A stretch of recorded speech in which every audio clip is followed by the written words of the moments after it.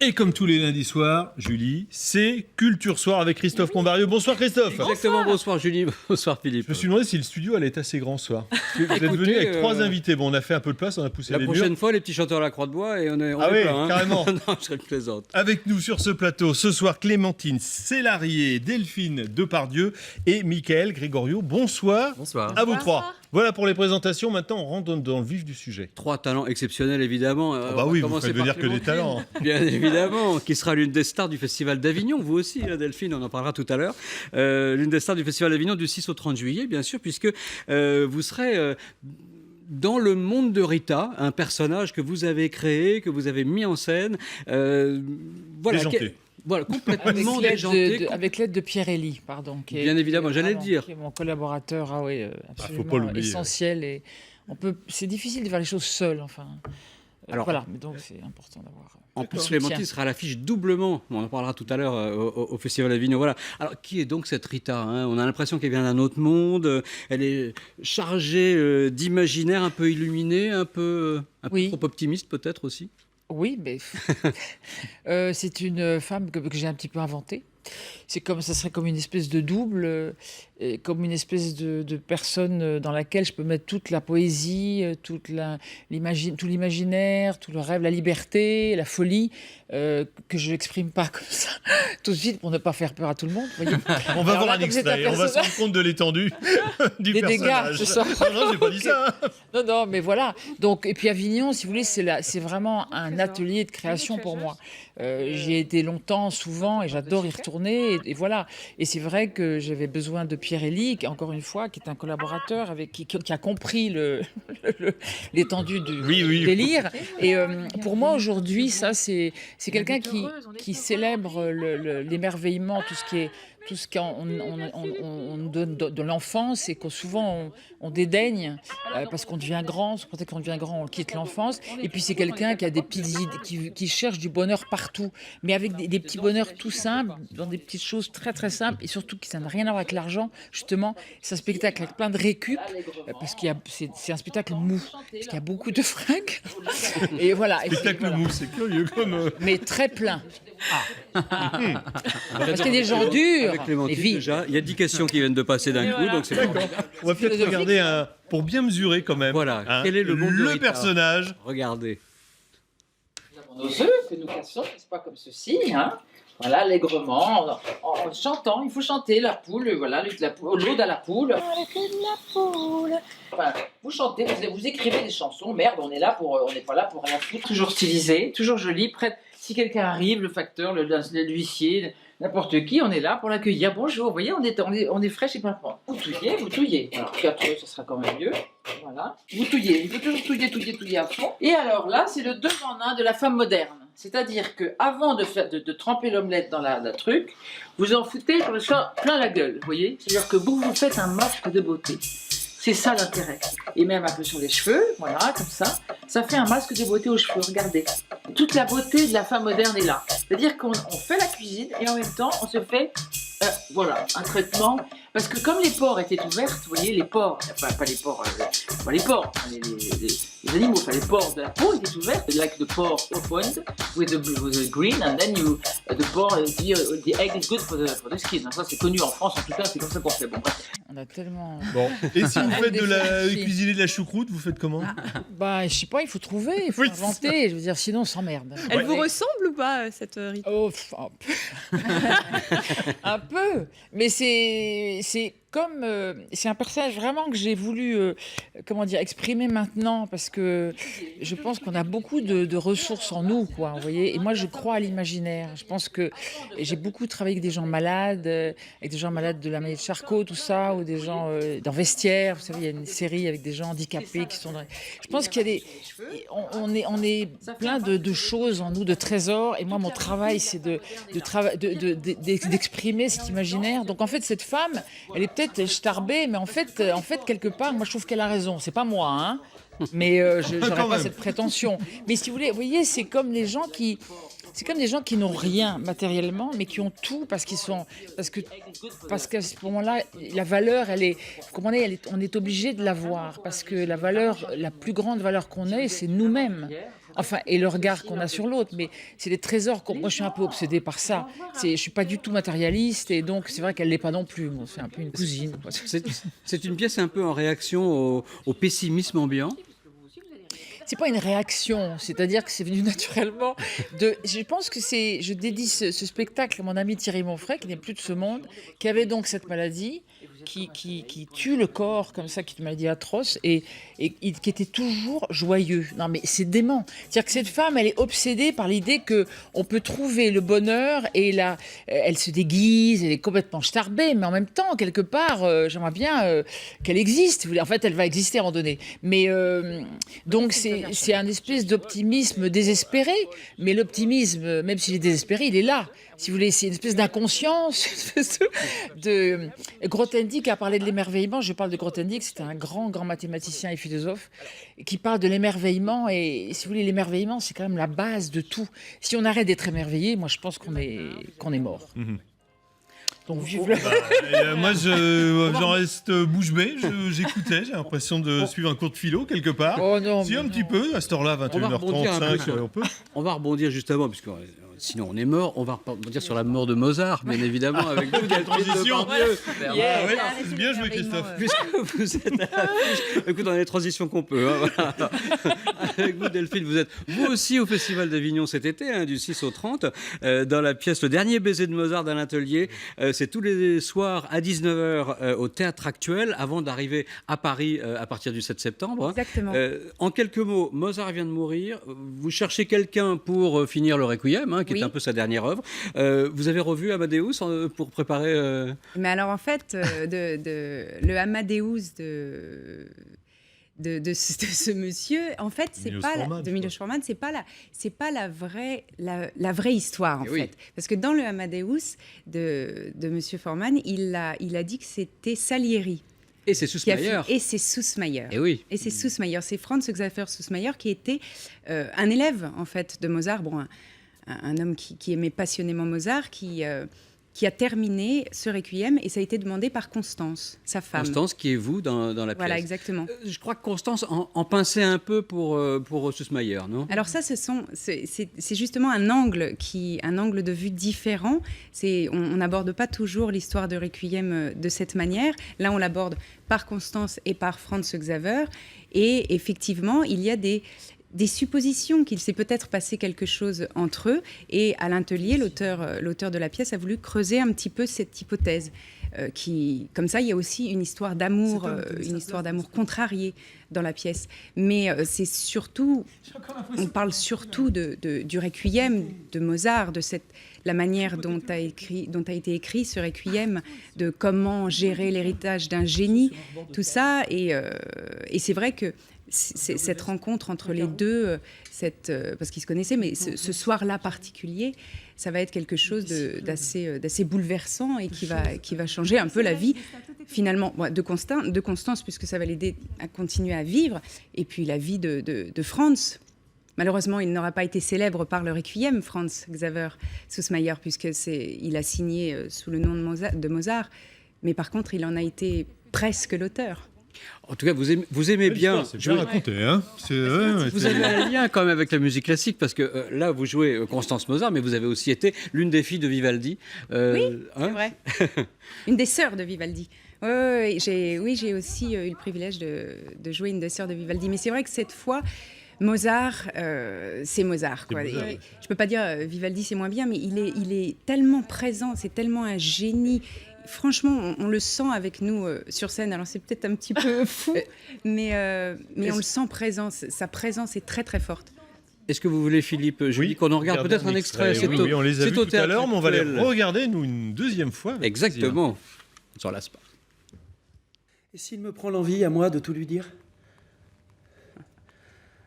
D'ici là, j'aurais expliqué à Franz Xaver Mozart, que son père avait la même déformation d'oreille que lui. Ce petit bout de chair qui se trouve ici, ce petit bout de chair là, qui achève notre pavillon, Wolfie n'en possédait pas. Et il se trouve que mon dernier fils non plus.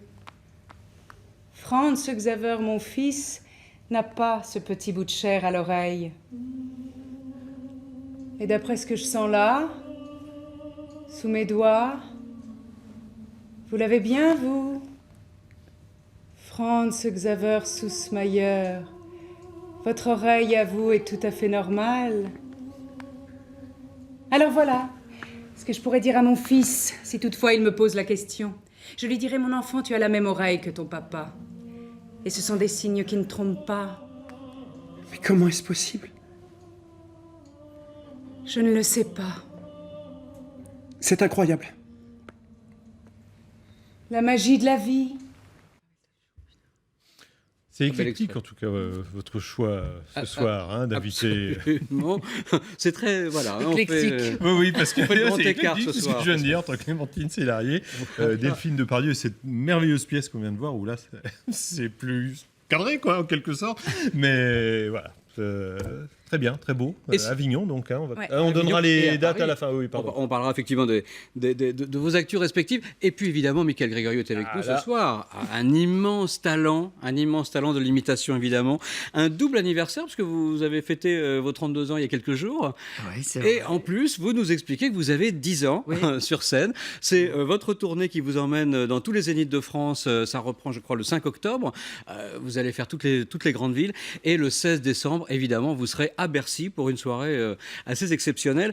Vous nous dites que vous avez 10 ans parce que vous êtes resté un grand enfant ou simplement parce que ça fait 10 ans que vous avez commencé Complètement, et tout à l'heure, ce que vous disiez sur l'enfance, ça résonne forcément parce que c'était un peu. J'ai 10 ans, c'est 10 ans de scène, effectivement, avec l'équipe, 10 ans de tournée. Mais c'est l'occasion de revenir aussi un petit peu sur tout un pan de la musique des années 90, puisque j'ai eu 10 ans dans les années 90, c'est de retrouver un petit peu cette époque. Et c'est vrai, passé 30 ans, il y a une espèce de nostalgie qui revient. Et je me suis mis à racheter mes vieilles consoles de jeux, les vieilles Nintendo, etc., etc. Et j'avais envie de retrouver aussi, de replonger un petit peu dans cette musique qui a bercé mon enfance. Et puis voilà, c'est aussi l'occasion de revisiter des précédents, les 3 précédents spectacles et d'apporter beaucoup de nouveautés dans une nouvelle mise en scène. Alors justement, vous vous attaquez aux plus grands, vous attaquez à Brel, à Hallyday, etc. Est-ce qu'il y en a que vous n'arrivez pas à faire? Oui, il y en a plein. Enfin, il y a Gainsbourg, ça fait des années que je travaille, je n'y arrive pas.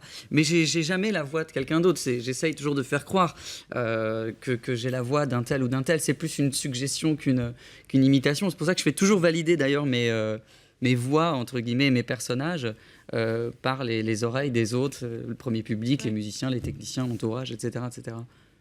Est-ce qu'on en regarde un Ah extrait oui, parce que ça, va. C'est- Ah, ça déménage, hein, comment Autant dire. vous prévenir, c'est fou. Voilà. On regarde. Encore.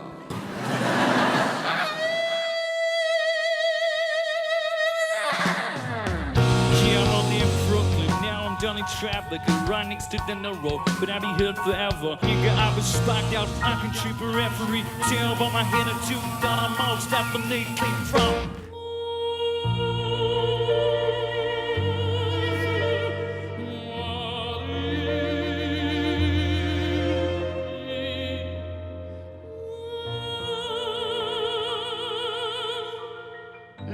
Non, rien de rien.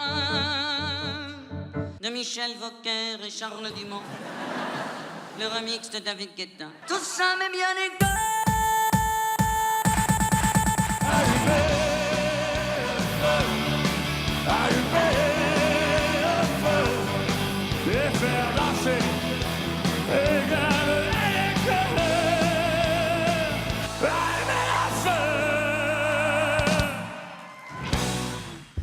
Vous perdez combien de kilos par soirée quand Je fais beaucoup, ouais. Ah oui, je Pour ça vois que, bien croire, ouais. j'élimine un peu d'eau. Mais... À ne pas rater, ce sera le 16 décembre à Bercy, c'est à ne pas rater. Je me pose une question. Est-ce qu'une voix comme la vôtre, ça se travaille comme un sportif, comme un coureur C'est assez cousin, effectivement. Alors, c'est pas une ascèse, mais je suis obligé forcément de faire attention. J'évite de trop boire, je fume pas, je mange léger. Voilà, j'essaye de faire attention quand c'est possible. Après, la tournée, c'est difficile et parfois, je cède un peu quand même à la convivialité. Et heureusement. Mais vous travaillez votre voix parce que Alors- je ne sais plus quel imitateur nous avons reçu, Christophe, il y a quelques temps, qui nous a dit « Je la travaille pas parce que en quelque sorte, c'est un don naturel ». Enfin, il n'a pas employé le terme don naturel, il a dit que c'était assez naturel. Et voilà. Bon. Moi, j'ai beaucoup travaillé, mais effectivement, en tournée, je travaille pas du tout, puisque en fait, comme je joue régulièrement, ça l'entretient. Par contre, voilà, sur des périodes de pause, là, je vais la travailler, je vais vocaliser, je vais faire des recherches de nouveaux sons, de nouveaux personnages, etc. etc. Mais en tournée, l'essentiel du travail, c'est le repos. Ouais. Et qu'est-ce qui fait que, par exemple, une voix comme Gainsbourg, vous nous avez dit, ça fait des années que je la travaille, je n'y arrive pas. Parce que je sais pas, il y a C'est un peu de la quelque chose. technique, hein, c'est une question de Candide que je pose, mais Non, qu'est-ce qui mais- fait qu'on n'arrive pas à faire une voix plus qu'une autre ou... Ça peut être plein de choses, mais parfois c'est parce que tout simplement il n'y a pas l'idée, parce que effectivement le travail vocal c'est ce qu'on voit le plus, c'est ce qu'on voit d'abord chez un imitateur, mais il y a tout le reste, il y a le travail d'écriture, il y a le travail du corps, etc. etc. Par exemple le Stromae, je l'ai bossé pendant 1 an et demi, j'y arrivais pas, et puis en fait j'ai travaillé le corps, j'ai travaillé le visuel, j'ai bossé avec, avec sa propre chorégraphe Marion Motin, et on a trouvé quelque chose de plus intéressant. On a fait une espèce de morphing vocal, corporel et musical de l'univers de Jacques Brel, avec des arrangements un peu à la François Robert, qui était son arrangeur, à l'univers électro de Stromae, en passant par le corps, etc. etc. Donc il y a des choses, ça dépend, il n'y a pas que la voix. Est-ce qu'il faut aimer les gens qu'on imite ? Ça aide, mais c'est pas obligatoire. Moi, j'ai toujours du respect pour les gens que je reprends, parce que même si j'aime pas forcément leur musique, j'ai du respect pour cette démarche de monter sur scène et d'aller au-devant des gens comme ça et défendre un projet. Maintenant, voilà, il y a plein d'artistes qui sont dans le spectacle, voilà, dont je n'aime pas le travail, mais je respecte. Vous Parce êtes... que- Pardon. Pardon. Non, vas-y. On se dragonne là. J'ai l'impression que je vais vous aider là. J'allais dire aussi bien Delphine que Clémentine, vous, ce qui vous motive, j'ai envie de dire, dans vos pièces, c'est aussi l'amour. Je pense que l'amour pour Mozart, pour Süssmayr, vous, Clémentine, l'amour aussi de vos contemporains ? Non, dans ce monde de Rita. Pour moi, l'amour est un moteur essentiel dans ma vie, de toute Tout façon. s'appelle, hein, Les Amoureuses, vos Mais non, livres, mais je pense On que s'aimera, c'est, qui est votre dernier livre. Oui, merci. Voilà. Je pense que c'est un peu la base, si vous voulez, et puis la passion, c'est-à-dire de se donner corps et âme à quelque chose. C'est tellement bon, quoi. Les gens disent, mais vous n'allez pas être fatigué? Non, en fait. Moi, ce qui me fatigue, c'est le journal télévisé, si vous voulez. Non, mais vous quand même. Non, mais je veux dire, vous comprenez ce que je veux dire. Ça, c'est une réalité que je trouve. Voilà. Et du coup, on travaille sur l'autre monde. Et je dis à mes enfants, non, on se plaint pas du monde qu'on a, on en fabrique un autre. Enfin, c'est le travail qu'on fait. Donc, on a beaucoup de chance de faire ça, comme on a de la chance de pouvoir en parler aujourd'hui. Donc, c'est se réjouir de cette chance. Donc, au moins, y aller à fond et se tuer au travail, ça, c'est sûr. Mais Delphine, je t'en prie. Non, mais c'est vrai, je pensais exactement la même chose. Et puis aussi qu'on a la chance d'entrer dans des personnages, des gens qui ont des vies surprenantes. Là, par exemple, Constance Mozart, moi, je suis devenue passionnée de cette femme. J'essaye de découvrir des choses et puis j'essaye de lui insuffler une vie puisqu'on n'a pas beaucoup de choses sur elle. Donc, mais c'est vrai qu'on a la chance de rencontrer des personnages comme ça qui sont extraordinaires, des vies. Des vies incroyables. Allez, Christophe, Juste le 30 temps de rappeler secondes. les actus, Prenez votre effectivement. souffle parce qu'il y a beaucoup de rendez-vous. Absolument. Clémentine, bien évidemment, vous êtes au Festival d'Avignon du 6 au 30 juillet dans le monde de Rita tous les après-midi à 16h et on n'a pas eu le temps tellement d'en parler. Ça, c'est au Théâtre du Chien qui fume, mais aussi vous êtes à 19h dans Darius, une autre pièce aux côtés de Pierre Cassignard au Théâtre du Chêne Noir. Mise en scène Je sais pas par Anne comment vous Bouvier. faites, mais- Pardon. C'est l'entraînement aussi. C'est voilà. Ah non, faut bravo y aller. pour l'entraînement quoi, parce je veux que dire, c'est fort. Pas de temps à perdre. J'ai 10 ans, le spectacle de Michael Gregorio, une grande tournée française à partir du 5 octobre. Toutes les dates sur votre site évidemment, michaelgregorio.com, et une grande date à retenir pour Paris, c'est à Bercy le 16 décembre. Déjà, c'est déjà très plein, on peut le dire. Il reste des places à vendre quand même, mais ça se passe bien. Ouais. Et le dernier baiser de Mozart d'Alain Tellier avec vous, Delphine Depardieu. Elle a mis en ce scène sera- par Raphaël Cambrai, avec qui je partage la scène avec Guillaume Marquet. Exactement, vous êtes tous les soirs au Théâtre Actuel à Avignon à 19h et vous serez à la rentrée au Petit Montparnasse tous les soirs à partir du 7 septembre. Exactement. Également. Bravo tout le monde. Voilà, c'est dit. Merci Merci à vous. infiniment d'être venu nous voir dans LCI Soir. Merci.